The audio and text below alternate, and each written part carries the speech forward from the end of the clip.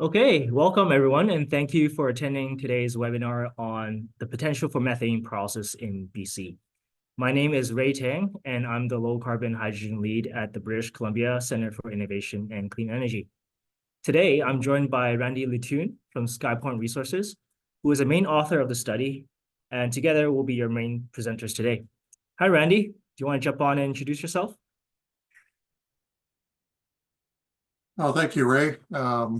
Again, welcome everyone to the webinar. My name is Randy Latoon. I'm with SkyPoint Resources, as Ray indicated.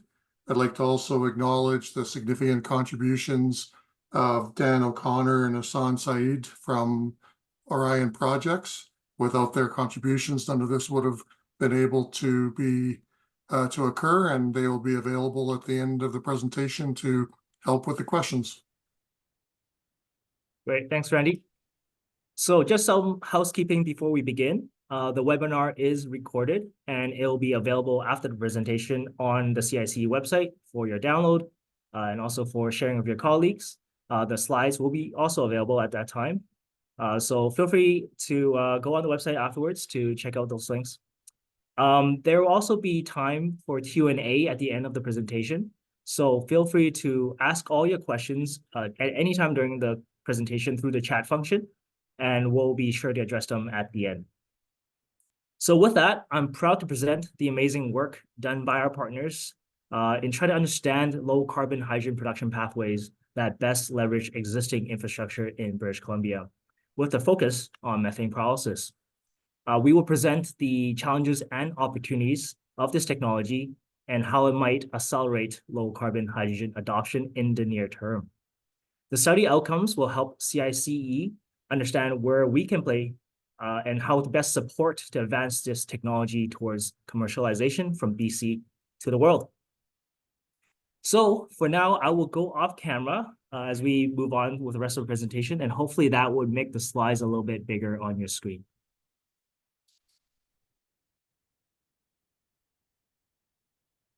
I'd like to acknowledge that our team at CICE is based on the traditional, ancestral, and unceded territories of the Coast Salish peoples, including the Musqueam, Squamish, and Tsleil-Waututh nations, whose deep connections with this land continue to this day.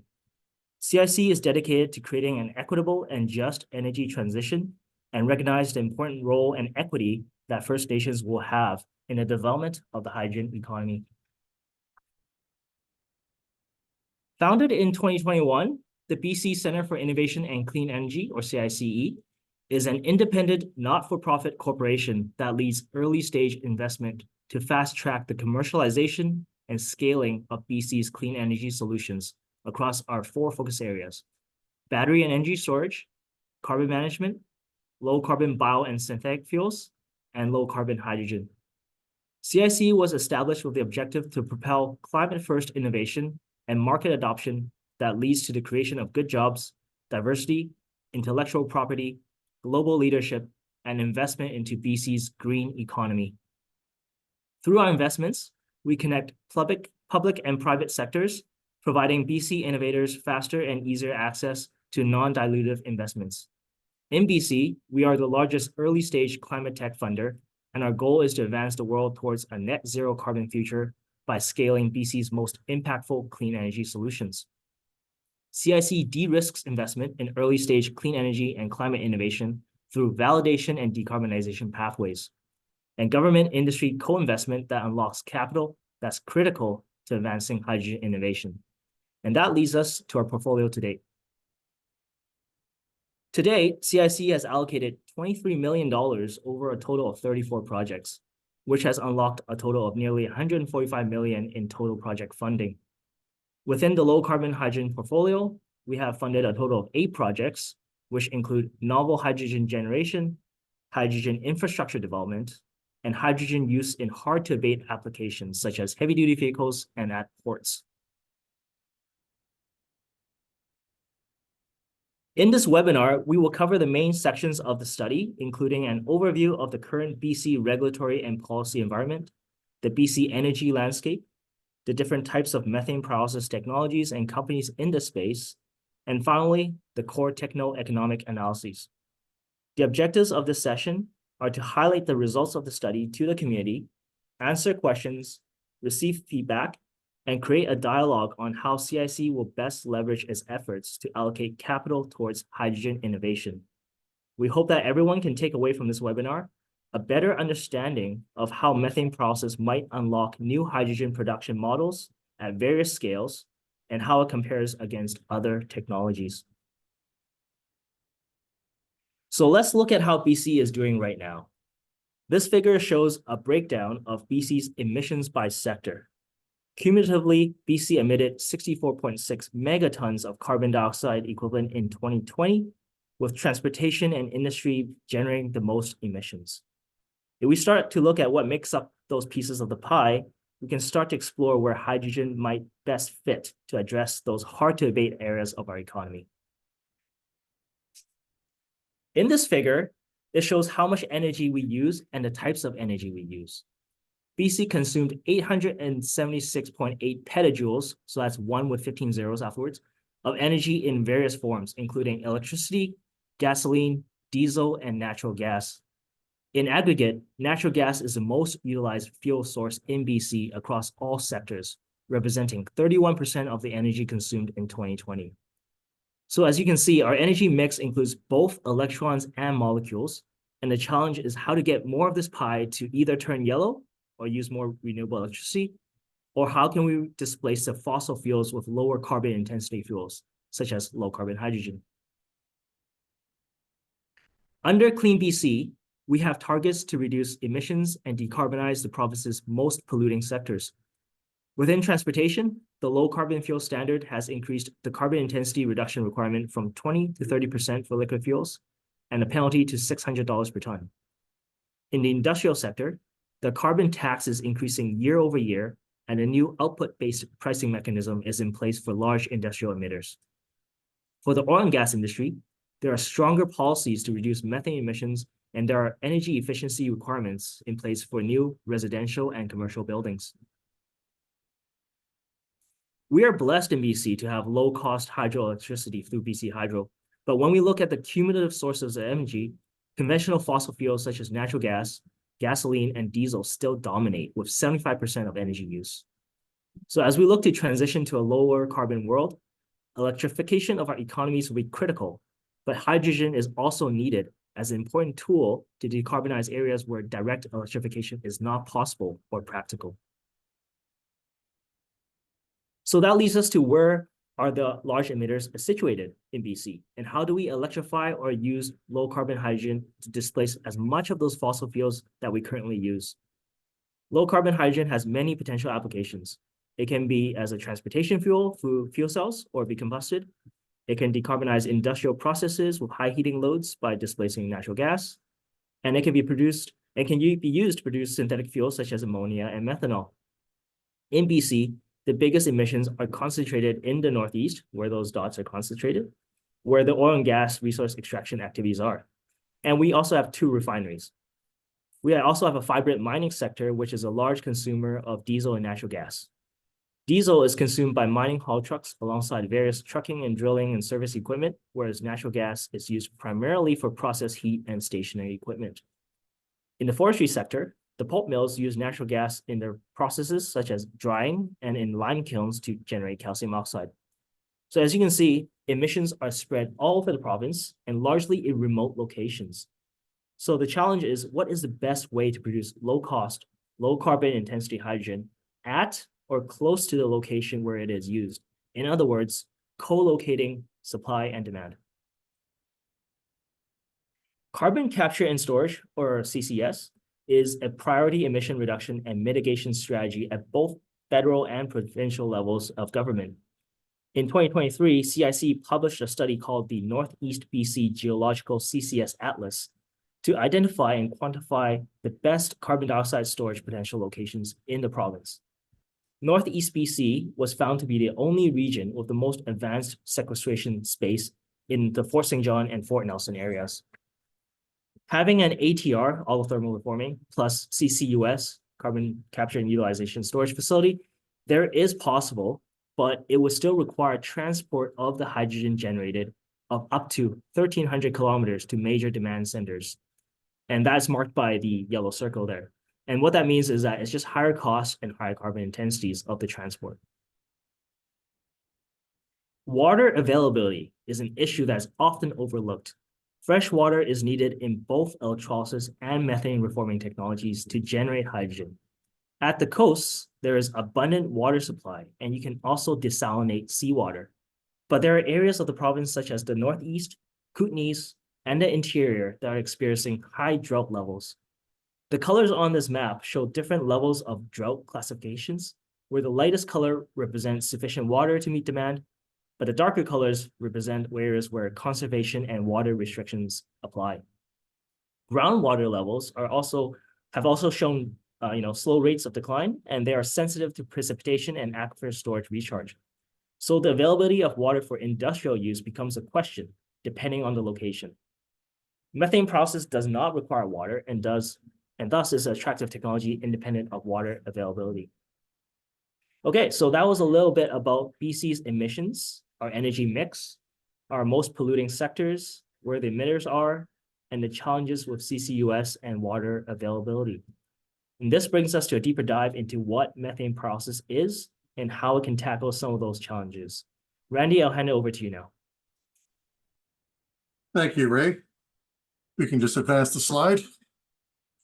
So I think most people who understand hydrogen are very familiar with the reformation processes and the electrolysis processes.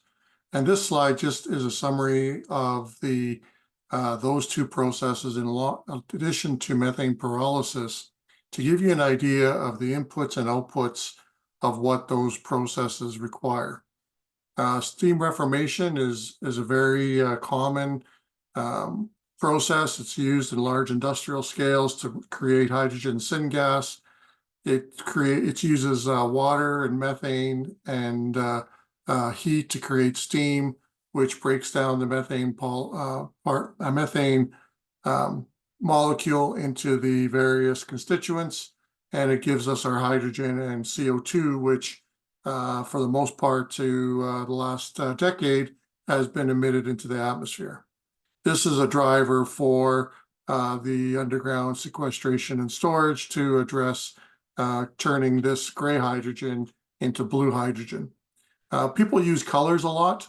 We try to stay away from colors in this report because at the end of the day, it's the carbon intensity of the hydrogen that matters and not necessarily the process. And each process can deliver low carbon hydrogen as well as high carbon hydrogen if the conditions aren't correct or aren't adequate. Electrolysis obviously requires significant amount of water as well as a significant amount of electricity. It generates 8 times the amount of oxygen as it does hydrogen. The electrical or the energy requirements for electrolysis is on par with reformation when you combine it with underground storage, maybe slightly higher. With methane pyrolysis, however, you can do the splitting of the methane molecule a lot more efficiently and use anywhere from 1/5 to 1/8 the amount of energy as you would for electrolysis. So something in the order of 10 megawatt hours per kilogram versus 50 to 55 megawatt hours. So the methane pyrolysis obviously generates the hydrogen, but instead of creating CO2, because there's no oxygen part of the process, it creates a solid carbon, which rather than being a byproduct that has to be disposed of, can be considered a co-product with actual significant value. Next slide, please. So the methane pyrolysis has been around for a long time. It was used in World War I when conventional fossil fuels were scarce and a lot of waste was used to create energy. So there are various different processes that can be used, and this table just demonstrates some of those. For our study, we've broken it down into 3 kind of classifications. One being thermal, which is high heat. One being low temperature catalytic, which, as the description states, it uses a catalyst and therefore allows for conversion at lower temperatures. And then there's a plasma process, which is, can be, varied significantly with the type of plasma, how the plasma is introduced, and whether there's the use of molten metals and salts.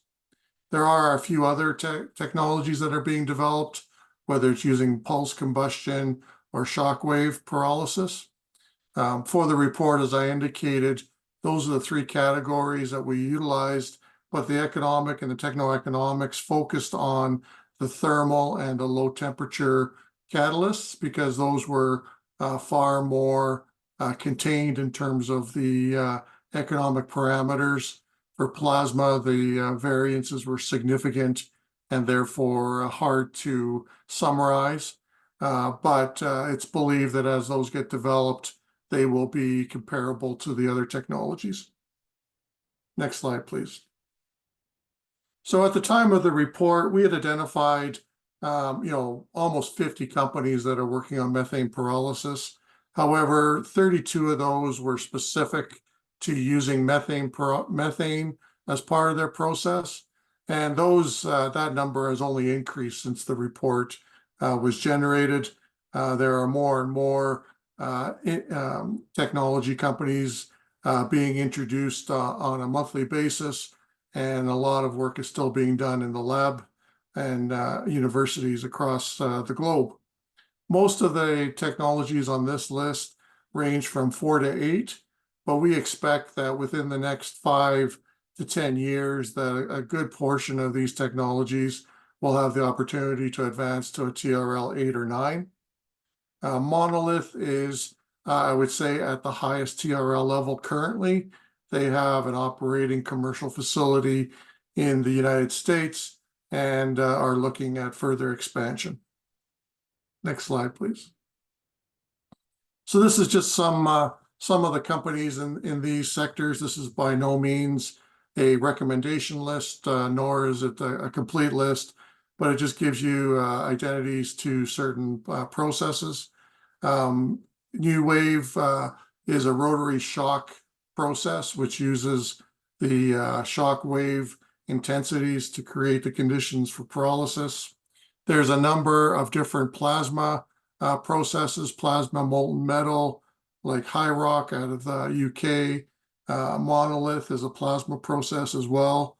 And Vulcanex, a BC company, uses a circulating molten metal process as well.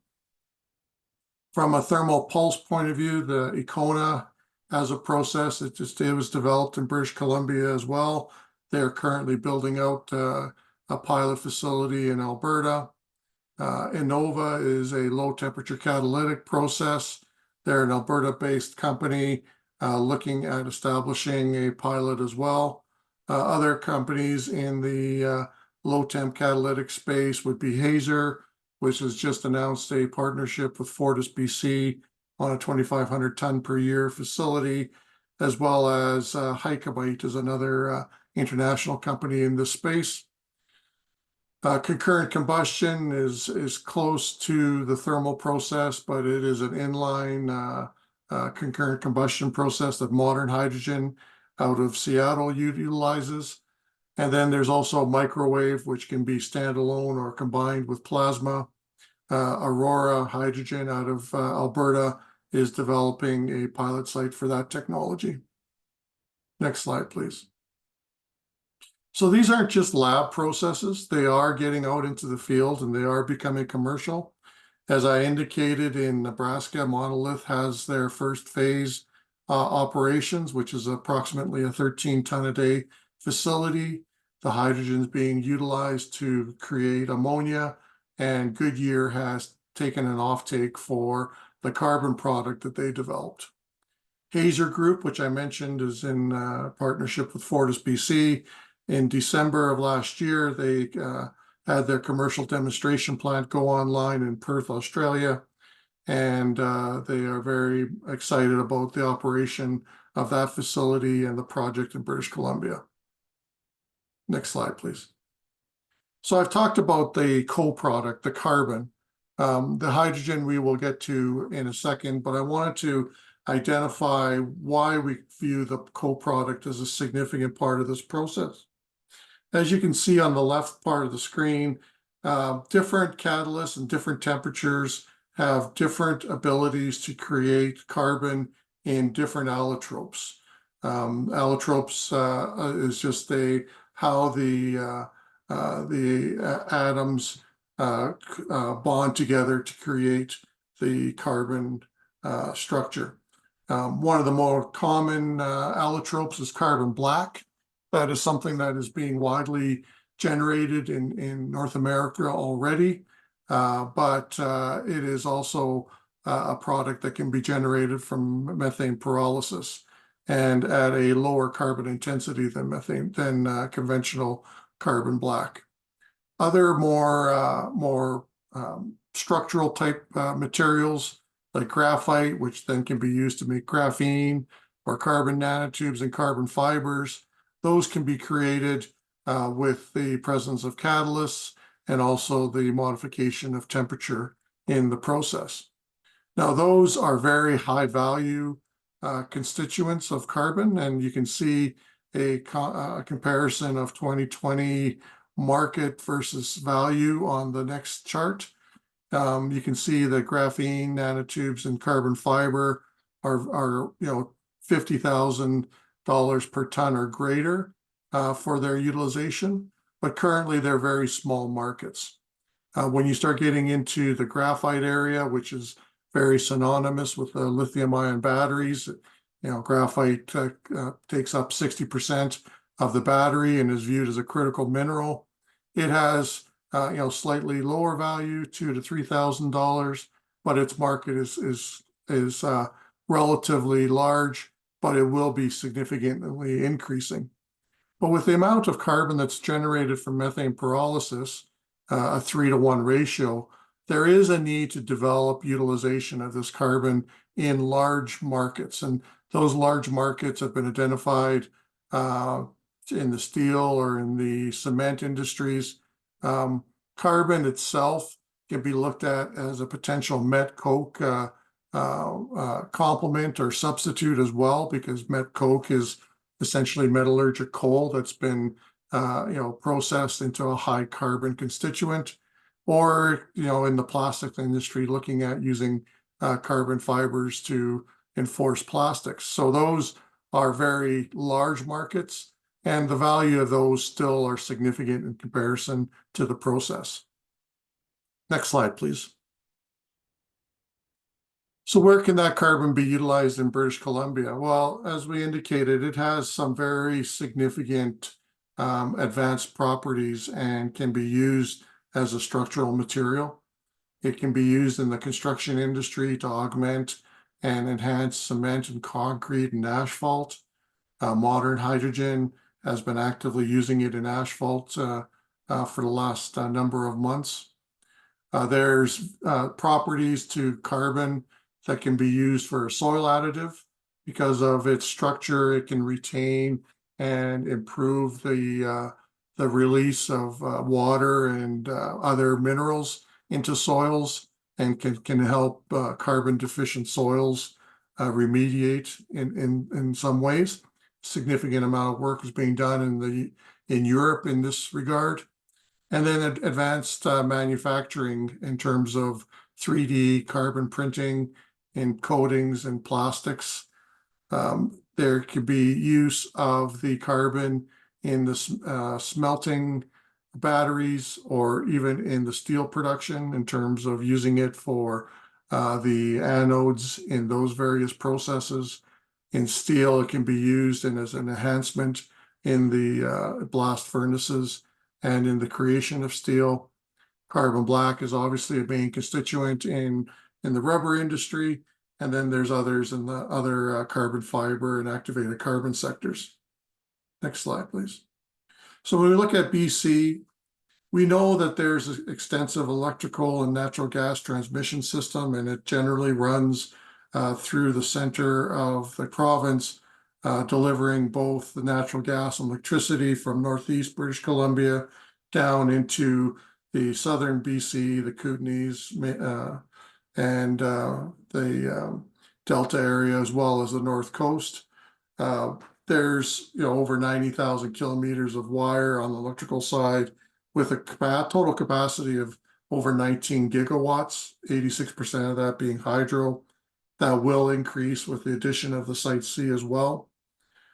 BC Hydro is the main producer and the main distributor and governor of the electrical system in the province, with Fortis BC and independent generators also having a role in the entire system. There has been some identification of transmission limitations through areas of growth in the province, such as the North Coast area, East Kootenays, the Lower Mainland, and Vancouver Island. Those are currently being addressed, and there are current projects ongoing to try to address some of those restrictions and constraints.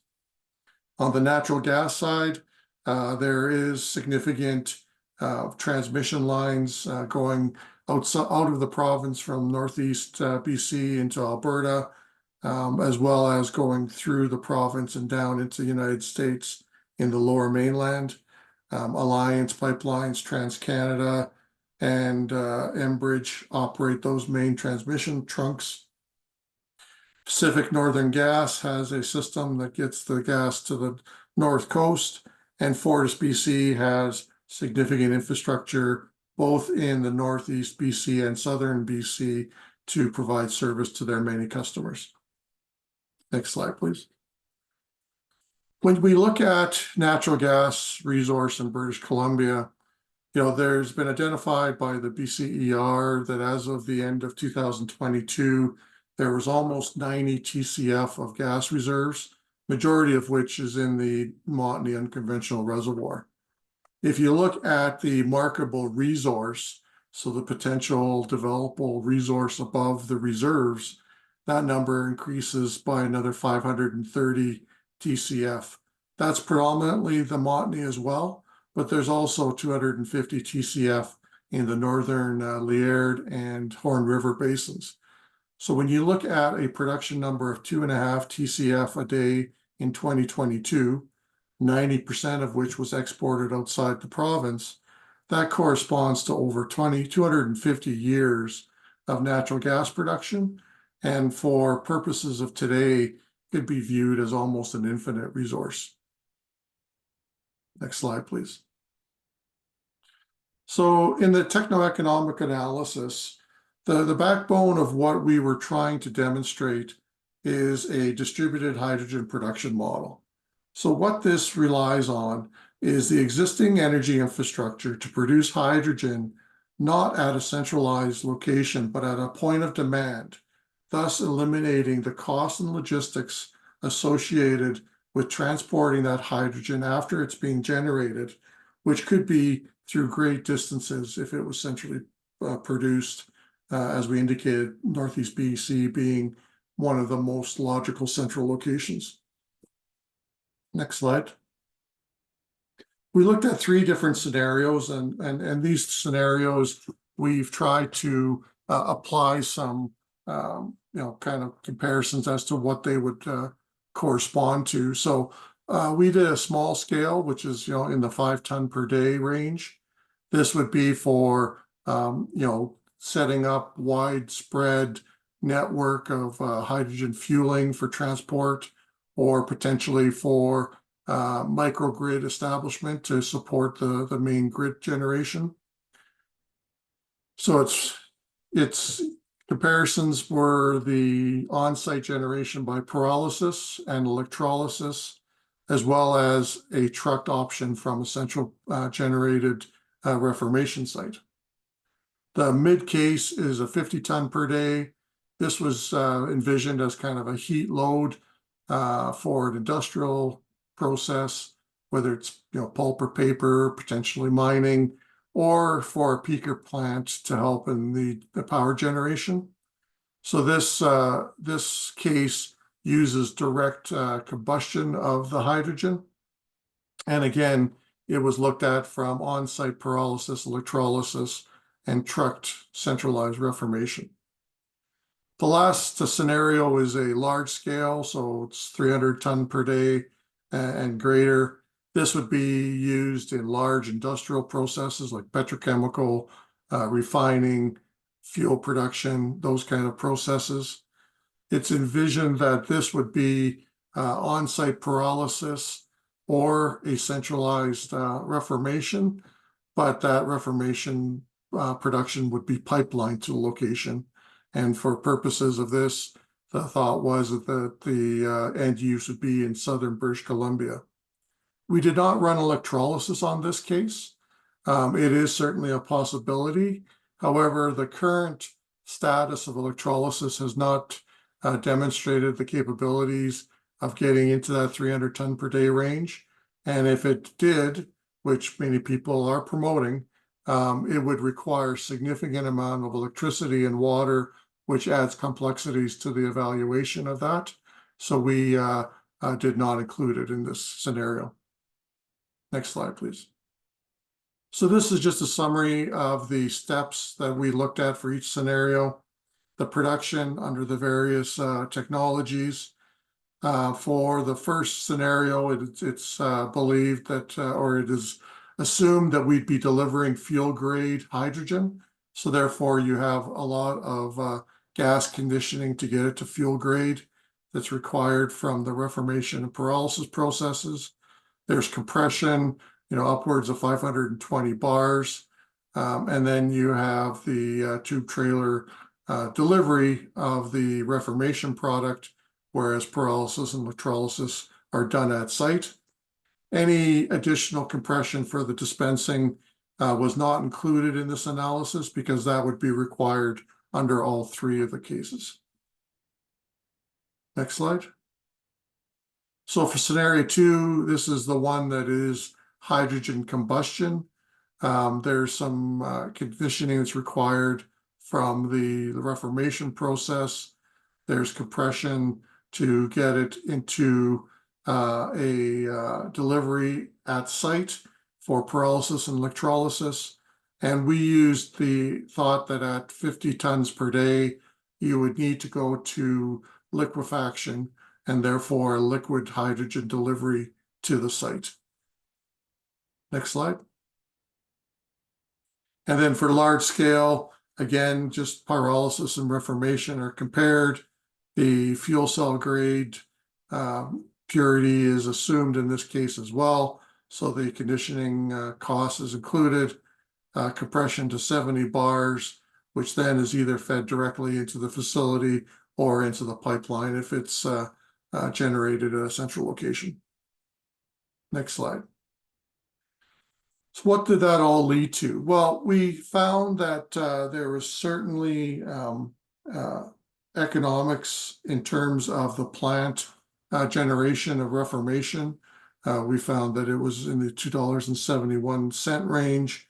However, when you look at the addition of compression and transportation to the ATR process, including CCUS, it raised its levelized cost of hydrogen at a point of delivery to values very similar to, if not greater than, pyrolysis. So as I indicated earlier, we utilized both assumptions for catalytic and thermal. They have slight differences. Catalytic processes obviously have increased costs because of the catalyst that's being utilized. So when you look at the comparisons, the 5 ton a day option scenario 1, you are looking at a 750 to an 850 type pyrolysis levelized cost. Electrolysis, we're seeing just short of $12 and a delivered reformation of about 750. At 50 tons per day, those numbers do decrease. The reformation actually stays very similar because of the liquefaction addition to the scenario. Electrolysis drops to in the order of 650, whereas pyrolysis is in the $4 to $5 range.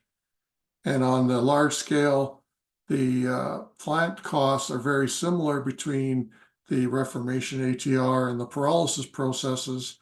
However, when you add the transportation of the pipeline, it significantly increases the cost, again, in that $7.58 range, whereas pyrolysis drops to $3.50 to $4. On this chart, you'll also see our estimated equivalent costs for conventional fuels, natural gas, inclusive of the 2030 carbon tax of $170 per ton, as well as electricity pricing and the diesel pricing. Electricity and diesel aren't much different than what the prices are today. As you can see, once we get into larger scale generation, certainly the electrical and the transport become very competitive in terms of economic replacement. On small scale, the pyrolysis and the reformation would be competitive to current diesel prices. Next slide, please. Now, the transportation has been identified as a significant issue. Pipeline costs for hydrogen are not insignificant. However, I wanted to point out that the transport of electrons, the equivalent energy of electrons, is upwards of 10 times more expensive than that of an equivalent molecule. So in any case, it is far more cost effective on a capital basis to transport hydrogen via pipeline than it is by wire in terms of converting to electricity and taking it to source that way. If we can utilize existing infrastructure like natural gas pipelines that are already in place and generate the hydrogen at the point of demand, it eliminates most, if not all, of this transport cost. Next slide. So when we look at on the smaller scale side, this could create fueling and microgrid type of support in remote areas that currently are in need of hydrogen, but maybe are not fully serviced in terms of the transmission system on an electrical basis. So we could use methane pyrolysis off of initial existing natural gas infrastructure to generate fuel cell quality hydrogen that could be used for the transport sector. It could be used for on-highway as well as off-highway. A merchant last mile delivery system can be utilized to move that hydrogen for agricultural or for diesel use or for other use in mines or other forestry or oil and gas applications. The stored hydrogen at site can be used either through fuel cell or through combustion turbines and be augmented in the distribution system to satisfy the region's peaking and growth requirements. And this can be augmented with other generation like solar and wind as well, once these type of stations are created and that ability to generate and feed the local distribution is established. Next slide. So when we take just the pyrolysis costs and then we add in value for the carbon, you can see that would allow us to get to levelized costs that could be competitive for natural gas, electricity, and for diesel. When you look at reformation and you look at electrolysis, both of those processes are very tied to the cost of natural gas and to electricity. So it's very unlikely that you're going to be able to create a secondary energy source that can outcompete the primary source. With pyrolysis, however, even though natural gas is the primary energy source and the conversion source for the hydrogen, by generating a co-product like carbon that has energy and mass value, you could use that to lower your overall levelized cost of hydrogen to levels that makes it competitive to even natural gas substitution. In this example, we used 500 ton for thermal for catalytic carbon and 250 tons for thermal. Those are both conservative, if you remember the chart that we showed previously. And at that point, using this value, it has significant impact on the levelized cost of the hydrogen that comes out. If a value comparable to carbon black is established, which is in the $2,000 per ton range, your hydrogen could be viewed as even a negative value product, which has significant implications. Next slide, please. The report itself has not gone into detail on the carbon intensity.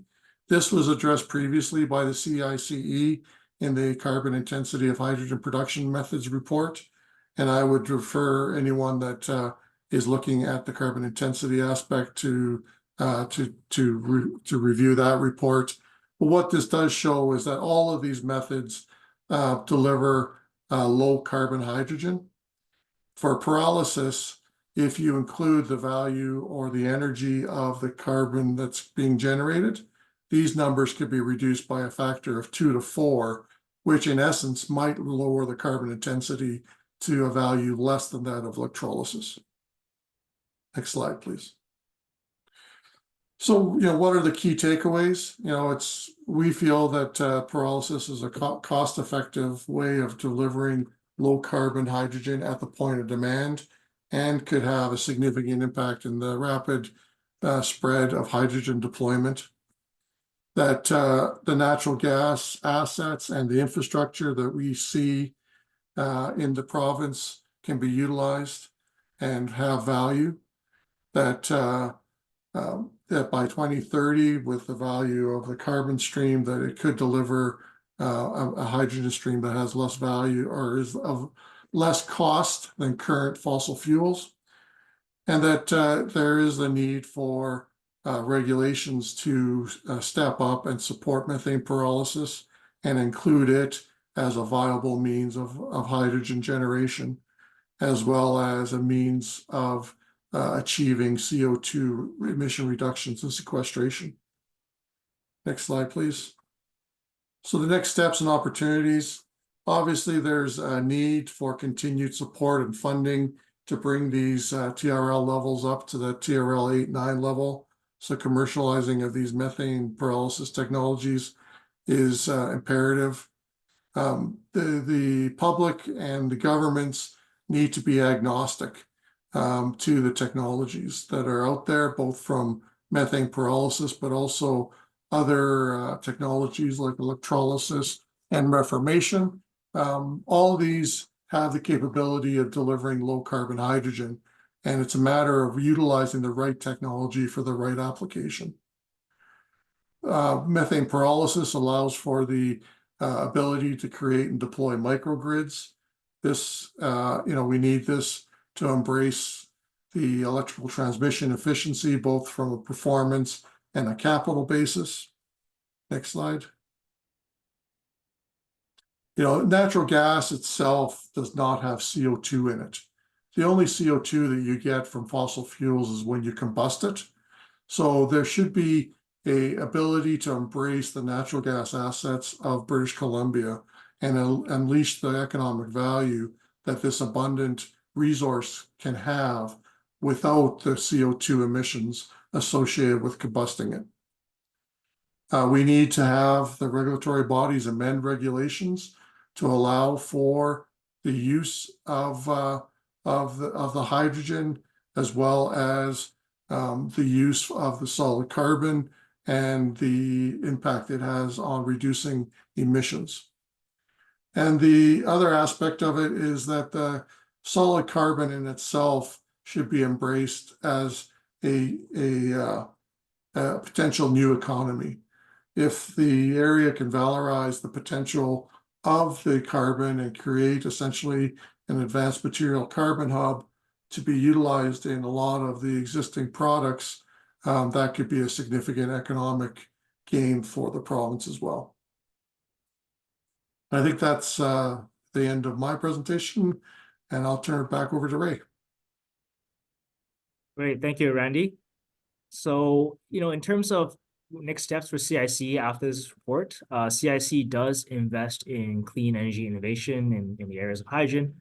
And we're looking at a call for innovation that's coming up for the second half of the year. And right now we're looking at, what kind of topics or priority areas should we focus on? As an outcome of this study, we did find out that the carbon coming out from methane process needs some development in terms of technology and developing the market for those different types of carbon use. So the utilization of solid carbon from methane process can be potentially an area of focus for us.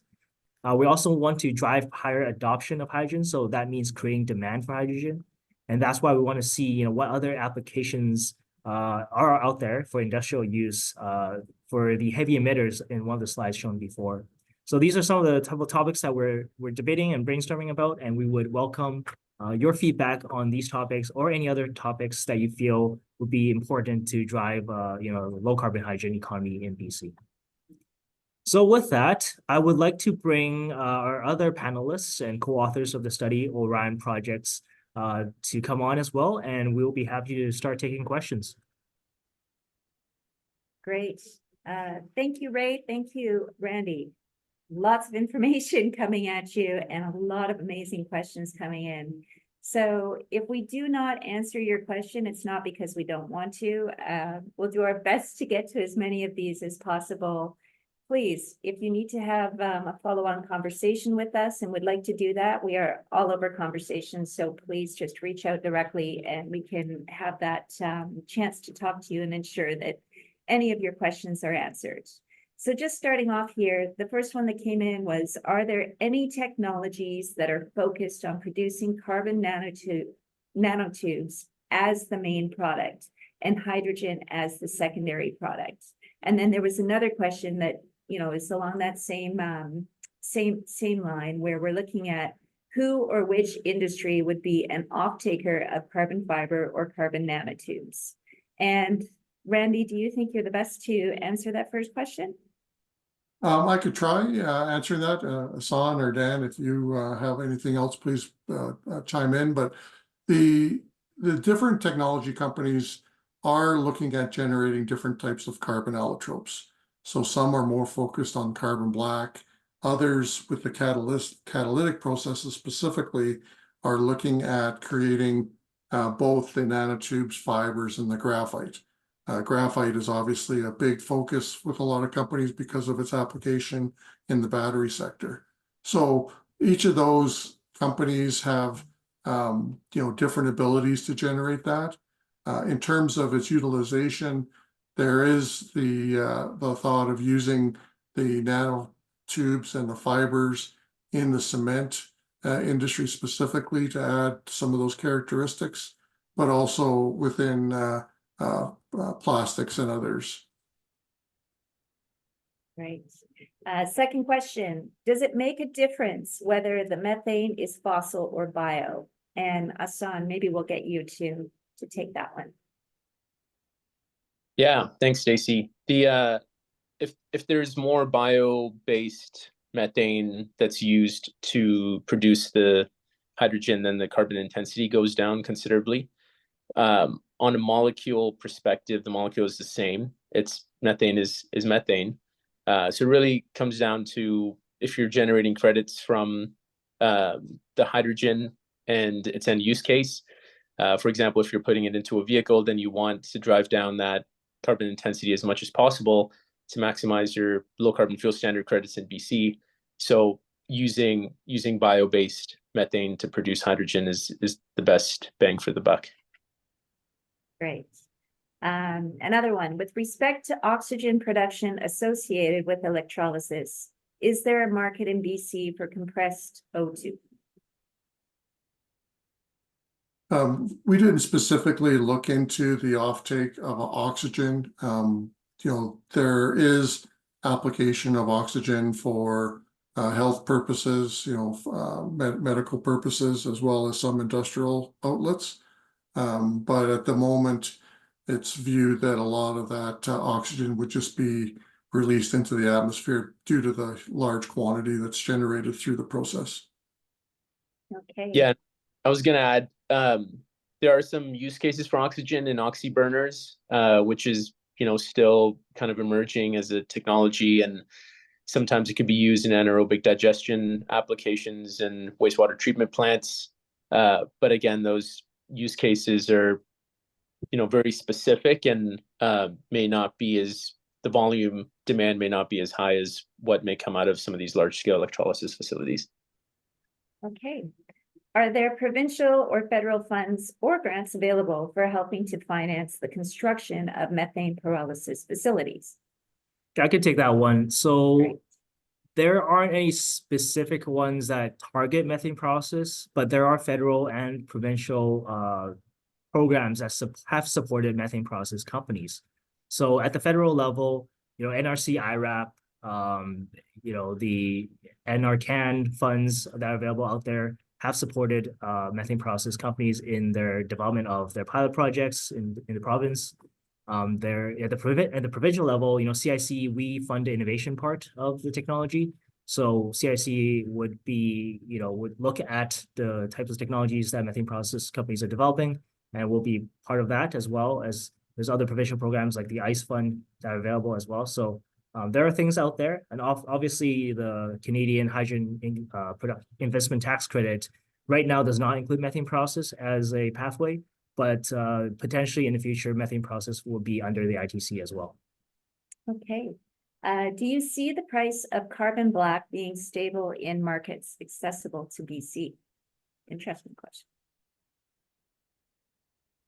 The carbon black market is a relatively small market, so that is a danger that excessive generation of carbon black could overwhelm the market and obviously affect the pricing. That's not viewed as something that's going to happen in the near term, in the 2030 range. The carbon black generated from methane pyrolysis, as I indicated, would have lower carbon intensity than current carbon black. And there is additional carbon black market that can be generated if it's a conductive carbon black material, which many of the carbon blacks through methane pyrolysis are. And just to add on, there's a huge section of the report that goes into the carbon black market in Canada and its potential applications in BC. And you'll see that most of the current market is from tire manufacturing, and the specific standards that need to be met for carbon black to go into tires, or even batteries, which is one of the highest value applications, is so strenuous that it's very difficult for a pyrolysis company to just produce that carbon black and be able to access those markets. There's very specific requirements both for the micron size as well as the shape. So that's just some things to consider when looking at the carbon black market. Thanks. I'm going to put these two questions together. Is there any requirement about the methane purity for pyrolysis, and what is the purity of the hydrogen after the pyrolysis? Randy? The purity of obviously the input of the methane has an impact in terms of what is the reactive material. Most of the natural gas that's available through the distribution system is sufficient that you would have a very large conversion into hydrogen. There are some constituents that come out. That's why that has to be purified to reach the fuel cell grade. And there are PSA processes or other processes that are utilized at the tailgate of the process to get to that 99.97 or greater purity. Different types of processes, plasma and thermal and catalytic, also have an impact on some of the conversions, but that's all inherent and handled within their technologies. Okay. In pyrolysis, continuous operation is difficult to attain. The carbon deposits are all over the reaction chamber. How can this be overcome? Hassan, would this be a question for you potentially? I'm gonna punt this to Randy or Dan. Okay. So right now, the accumulation of carbon around heat sinks has been identified as a issue with this technology, and I think that's one of the main areas that most of these companies are working on to try to alleviate and get continuous production. There are companies that are looking at modifying their reactors to go to more inclined or horizontal type reactors versus vertical to achieve better withdrawal of the carbon as well.